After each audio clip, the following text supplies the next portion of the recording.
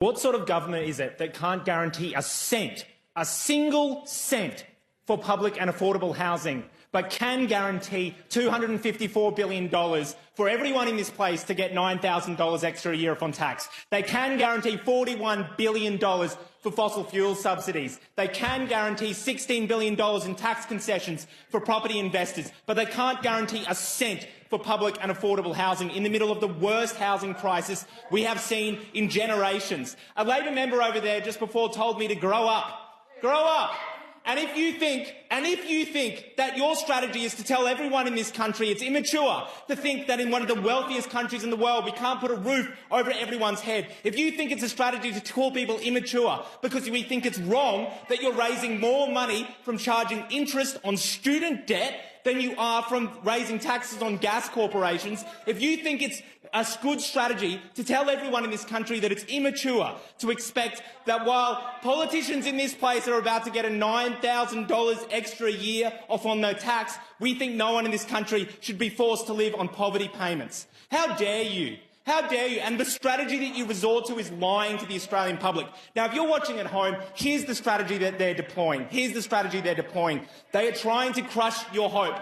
They are trying to crush your hope. What they are trying to do to you right now is to say this is all you can hope for. And if you hope for anything else, and if anyone comes out and says, you know what, when you can find $4.2 billion for a surplus, maybe we should be spending $5 billion a year on public and affordable housing, you'll get attacked for it. They are trying to bash you down until there is nothing left for you to hope for. But you know what? The reality is that the reason they're doing it is not for technical or policy reasons. There's not actually any reason we couldn't tax big corporations and make sure we build enough public and affordable housing in this country. The private construction industry is in decline. We could be using those skills and construction materials to build public and affordable housing. We could be freezing rent increases, the same that countries around the world have done and Australia has done before. We could do that. But the reason they don't want to do it is because really they're on the side of the banks and property developers who make enormous profits in this country. Here's the deal. In this budget, they're guaranteeing money for property developers and tax concessions to build apartments that when Mirvac built them, Mirvac, by the way, the outgoing CEO of Mirvac, if you're wondering, is also the person they're appointing ahead of their National Supply and Affordability Council. What a sick joke. Anyway, they charged for those apartments 20% above market rent.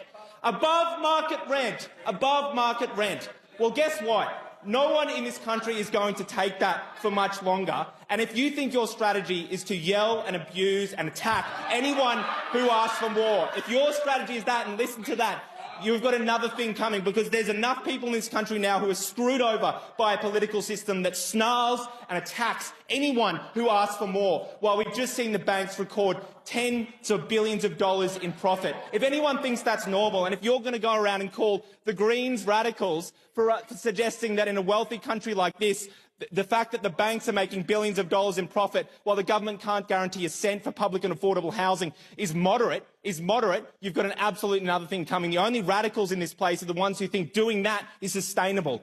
The only radicals in this place are the ones who think that it's okay to give yourselves $9,000 extra a year off on your tax while telling people they have to live on $52 a day. What a sick joke. We had someone come into our office, a woman who had just had her rent jacked up by $120 a week.